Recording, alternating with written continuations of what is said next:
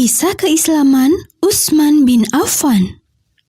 Utsman bin Affan masuk Islam ketika berumur 30-an. Awal mula keislamannya dimulai ketika dia bersama sahabatnya, Thalhah bin Ubaidillah, melakukan perjalanan menuju Syam. Di tengah perjalanan, mereka beristirahat sebentar dan berteduh di bawah pohon untuk menghindari sengatan sinar matahari. Cuaca hari ini panas sekali. Iya, sebaiknya kita istirahat sebentar di pohon besar itu. Utsman dan Thalhah pun menghentikan perjalanannya sebentar. Di bawah pohon yang besar, mereka beristirahat hingga rasa kantuk menghinggapi Utsman. Dia pun tanpa sadar tertidur. Dalam tidurnya, Utsman bermimpi didatangi oleh seorang laki-laki. Orang asing itu memberitahu Utsman bahwa telah datang seorang rasul di Mekkah. Ia adalah Muhammad bin Abdullah. Setelah mengatakan hal itu, laki-laki tersebut menghilang. Tidak lama setelah itu, Utsman terbangun. Ia pun menceritakan mimpinya kepada Thalhah. Hai Thalhah, tadi aku bermimpi aneh. Memangnya kau bermimpi apa, Utsman? Aku bermimpi didatangi oleh seorang laki-laki. Laki-laki tersebut lalu memberitahuku kalau sudah turun seorang nabi. Dia bernama Muhammad bin Abdullah. Kalau begitu, lebih baik kita segera pulang menuju Mekah agar kita bisa mendapatkan kebenarannya. Mereka pun segera pulang ke Mekah. Sesampainya di Mekah, Utsman langsung mengunjungi Abu Bakar selaku teman baik Muhammad. Utsman pun menceritakan mimpi yang tadi ia alami kepada Abu Bakar dan menanyakan kebenarannya. Abu Bakar menjawab pertanyaan Utsman dengan tersenyum cerah. Abu Bakar mengatakan memang benar Muhammad sudah diangkat menjadi Rasul, seorang utusan Allah. Utsman tidak bisa menyembunyikan kegembiraannya. Dengan diantarkan oleh Abu Bakar, Utsman datang ke rumah Rasulullah dan menyatakan keislamannya. Kisah suara langkah kaki Bilal yang terdengar di surga. Bilal bin Rabah merupakan sahabat Rasulullah yang mempunyai suara merdu dan menjadi muazin Rasulullah Shallallahu Alaihi Wasallam. Awal mula Bilal adalah seorang budak dari Afrika. Ketika majikannya tahu bahwa Bilal masuk Islam, dia sering disiksa oleh majikannya. Bilal disiksa karena keteguhan hatinya menganut agama Islam. Sang majikan murka dan menyuruh Bilal untuk keluar Islam dan kembali ke agama nenek moyang. Tapi Bilal tetap ada pendiriannya. Saya tidak mau kembali menyembah Uzza, Tuan, karena mereka hanyalah patung, bukan Tuhan saya. Hingga akhirnya Abu Bakar membeli Bilal dari majikannya dan membebaskan Bilal dari perbudakan. Selanjutnya Bilal ikut kaum muslimin untuk hijrah menuju Madinah. Di kota Madinah, Bilal mendapatkan kepercayaan dari Rasulullah sebagai muazin yang mengumandangkan azan setiap waktu sholat datang.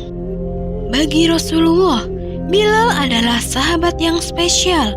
Tidak hanya karena Bilal mempunyai suara yang merdu, tapi karena Bilal juga mempunyai kebiasaan yang patut dicontoh oleh semua orang. Pada suatu saat, Rasulullah bertanya pada Bilal, Bisakah engkau katakan padaku amalan sunnah apa yang engkau kerjakan hingga aku tadi malam mendengar langkah kakimu di surga? Sesungguhnya aku selalu berwudu dengan sempurna pada setiap malam dan siang. Kemudian melakukan sholat sunat dengan wudu itu sebanyak yang Allah kehendaki.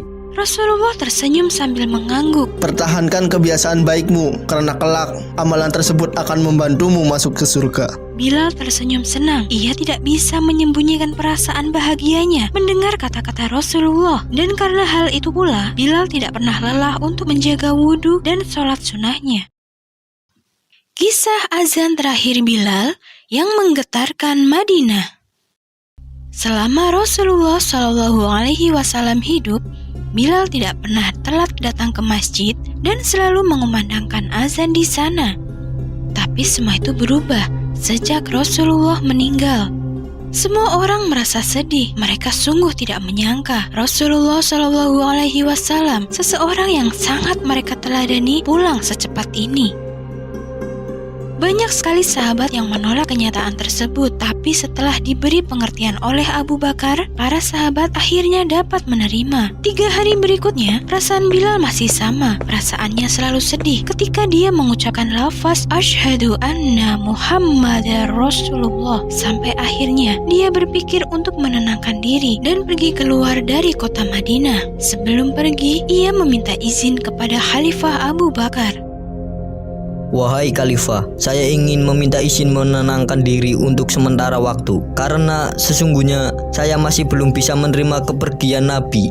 Pergilah kemanapun engkau mau, wahai Bilal. Tenangkan dirimu di tempat baru. Aku beserta para sahabat lain akan senantiasa menunggu engkau kembali ke sini. Tidak lama setelah itu, Bilal pergi dari Madinah, menetap di kota lain selama beberapa waktu. Hingga akhirnya di suatu malam, Bilal bermimpi bertemu Rasulullah SAW. Dalam mimpi tersebut, Rasulullah mengatakan sesuatu kepada Bilal.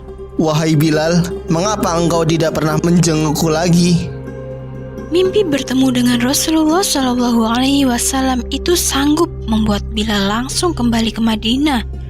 Ketika ia sampai di sana, Bilal disambut oleh Umar beserta para sahabat yang lain. Ketika waktu sholat datang, Umar meminta Bilal untuk kembali mengumandangkan azan. Waktu sholat sudah tiba, Bilal. Maukah engkau mengumandangkan azan bagi penduduk Madinah seperti dulu kala? Maaf Khalifah, tapi saya tidak kuasa untuk azan lagi. Tapi bukankah engkau datang ke tempat ini untuk menemui Rasulullah? Kalau engkau ingin tahu, sesungguhnya penduduk Madinah sangat merindukan engkau, wahai Bilal. Dengan pertimbangan tidak mau mengecewakan Madinah, akhirnya Bilal menyetujui permintaan Umar. Setelah sekian lama, Bilal pun mengumandangkan azan kembali. Seluruh penduduk Madinah seperti terbawa kembali ke masa-masa Rasulullah masih hidup. Banyak di antara mereka tidak bisa menahan kesedihan yang kembali muncul, termasuk Bilal yang kesekian kalinya tidak kuasa untuk melafalkan Asyhadu anna Muhammad Rasulullah. Pada lafal tersebut, air mata Bilal keluar lagi, dan pada akhirnya hari tersebut menjadi hari terakhir Bilal mengumandangkan azan. Karena pada hari-hari berikutnya, Bilal tidak lagi sanggup mengumandangkan azan lagi. Ia pun memutuskan tidak akan tinggal lagi di Madinah dan memilih pindah ke Damaskus. Kota itu akhirnya menjadi kota terakhir yang ia pilih untuk tinggal, dan di Damaskus pula Bilal menghembuskan napas terakhirnya.